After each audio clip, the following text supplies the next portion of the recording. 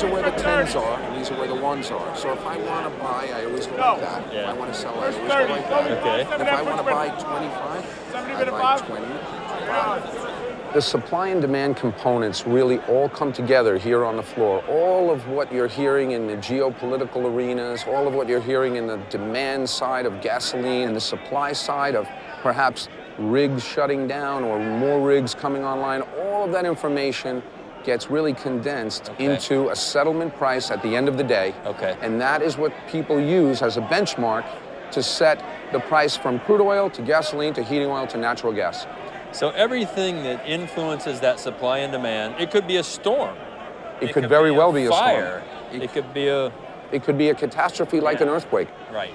What impact does oil price have on the overall economy? It, to me, has the biggest impact of any commodity there is, and that's why it's of such global importance, political importance, and down to the nuts and bolts, guy in the car, guy in the truck importance.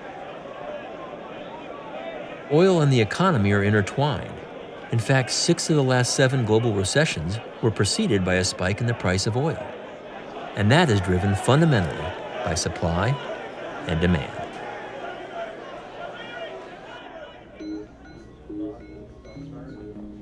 So where will future oil supply come from?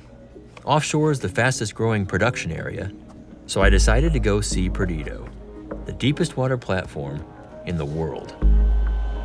Starting one.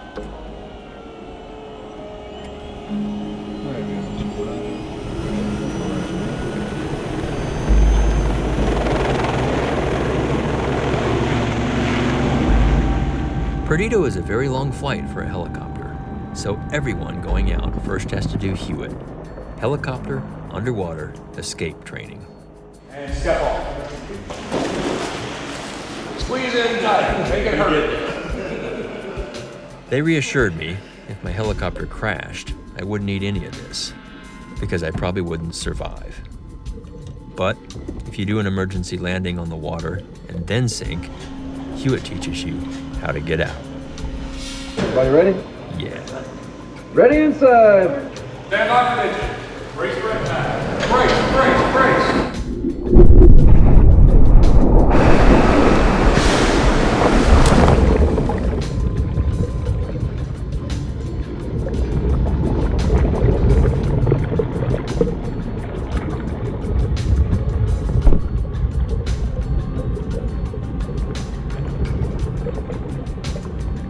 Hewitt was a reminder we're headed into a remote and dangerous environment.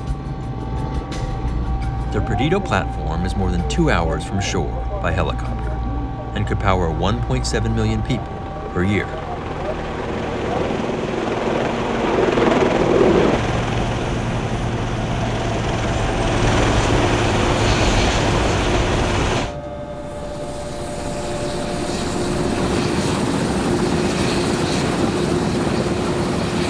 Chris, where are we? So right now we're 200 miles south of Galveston. We're on what's called a spar, and a spar is basically a can, a floating can if you want to think about it. So the can's held down by a big weight. Okay. And it's like a buoy.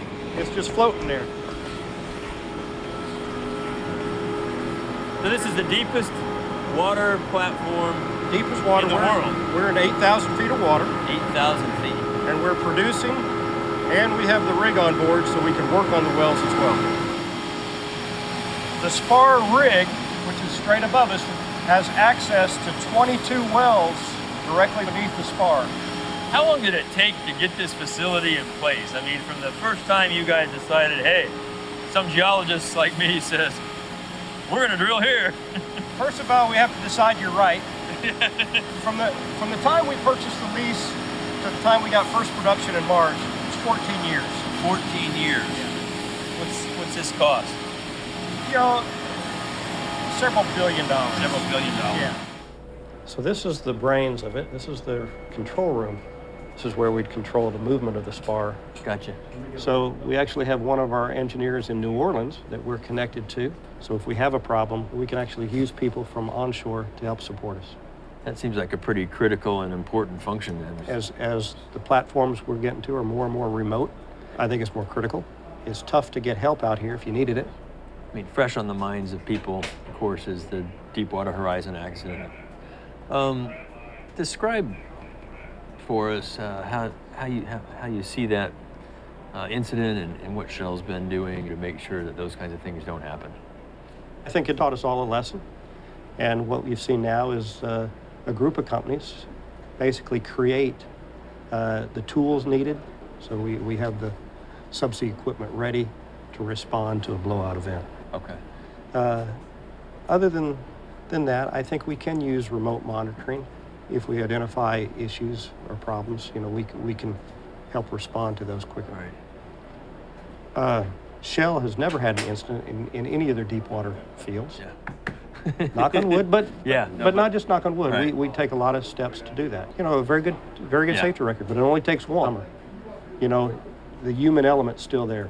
We've got lots of really good equipment that protects us. But if things line up just right, terrible things can happen. So you do your best to make sure that those things don't happen. It's true that in 60 years of offshore drilling, accidents like Horizon have been extremely rare. But as we push into more challenging environments, here and around the world, the risk will increase.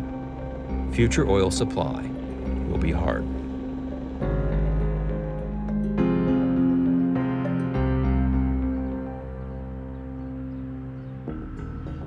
But supply is just half the equation.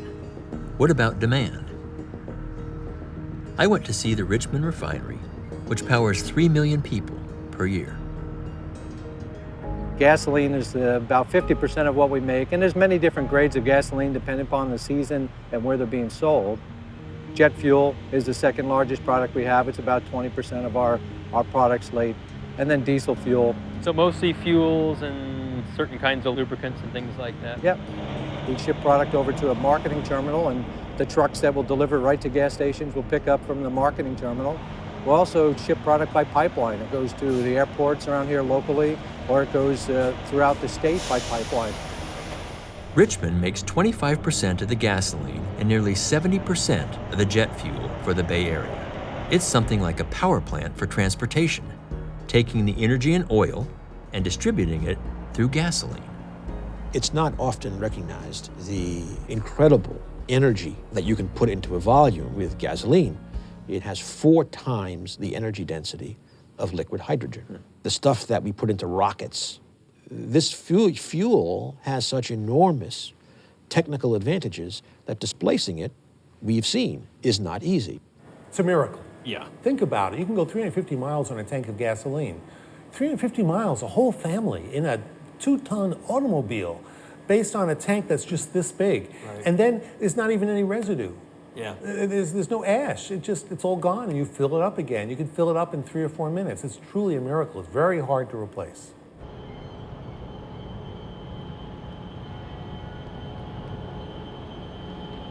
The maximum size ship here at the Richmond Long Wharf is 750,000 barrels a day of product. 750,000 barrels. Correct.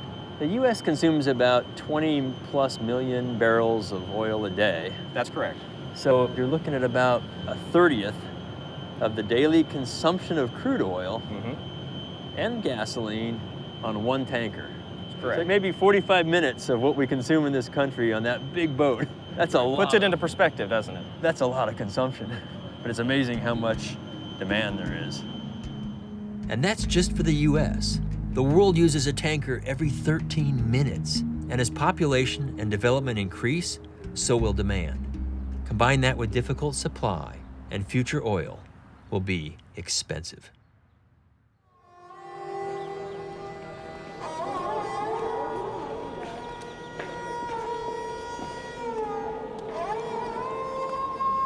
Around then, I was asked to speak at an energy conference in India. In many ways, India is more beautiful than I had imagined. And more exotic.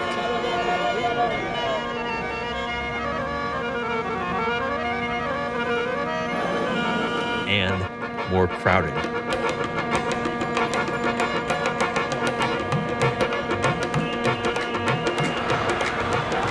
There are people everywhere, in nearly constant motion. Vehicles at every speed, on every road, at pretty much every hour of the day or night. Millions of new drivers finding new ways to fit in too few lanes.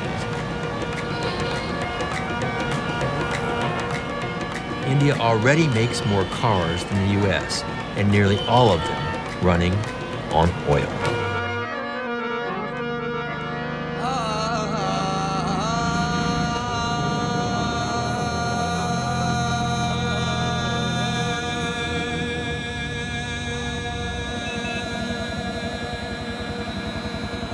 Thank you. It's very appropriate this meeting is in India. India will soon become the largest populated country in the world. It's growing, and the demand for energy is growing. And so many of the things that India does are going to lead the world as we move forward.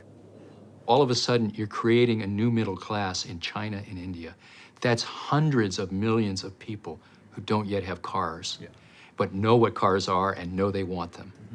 And so as their incomes rise, their consumption of automobiles is going to rise, and that means the world's consumption of fossil fuels, particularly oil, is going to rise. Right. But also their demand for electricity is going to grow. One of the scariest statistics I've heard in the time I've been in this job was told to me by an Indian energy official. He said, you know, we have 600 million people in this country without access to electricity today. Can you imagine providing what the challenge is? That's 2 United States. Can you imagine providing electricity for 2 United States? And they want to do it in the next, 20 to 30 years. And they'll be adding population at the same time. So, and that's going to be coal. In 2 or 3 decades, the energy demands of India and China are expected to exceed those of the US and all European countries combined. In terms of the carbon emissions, the US will soon be a minor player in this. Most of the carbon emissions will be coming from China, India, and the developing world. We will develop carbon sequestration, but it will be too expensive. They will not adopt it. This will become a point of friction in the future, which we will not solve. And assuming the calculations are right, we will have several degrees of global warming, which we will learn to live with because there will be no alternative. Because unless it is really cheap and affordable, the developing world cannot adopt it. And we can't afford to subsidize these huge growing nations whose economies will soon be so much larger than ours. Coal and oil, electricity and transportation. Just as it did in the West, coal will power the development of China and India, but it will not be clean. Oil demand will increase, and so will risk, and so will price. The challenge then is not just to adopt alternatives, but to maintain the benefits of oil and coal without their disadvantages, and at a price we can all afford. Can it be done?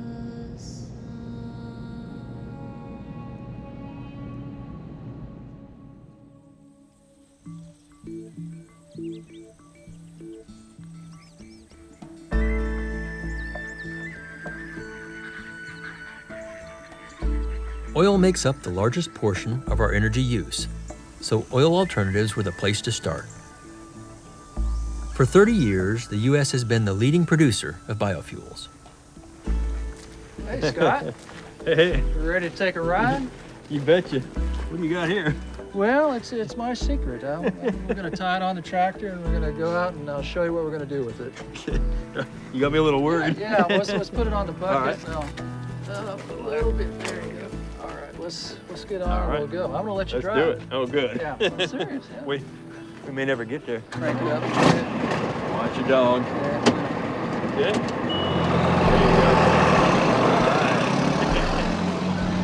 How many gears does this have? About, I don't know, 16? Oh, good.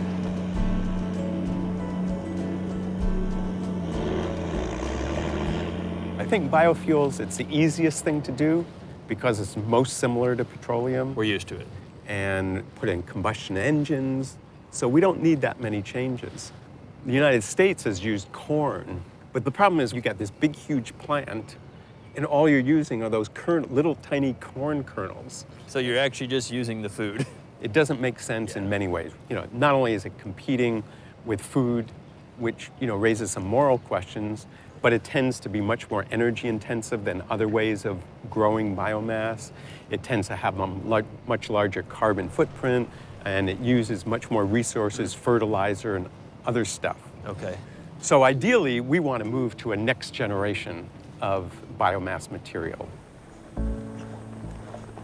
In Louisiana, they're already growing this next generation of crops. But will they be a better feedstock than corn? Boy, this is an amazing root system. To give an idea how tall it actually is, this is a 20-foot pole. The other day I measured, it was 18 feet.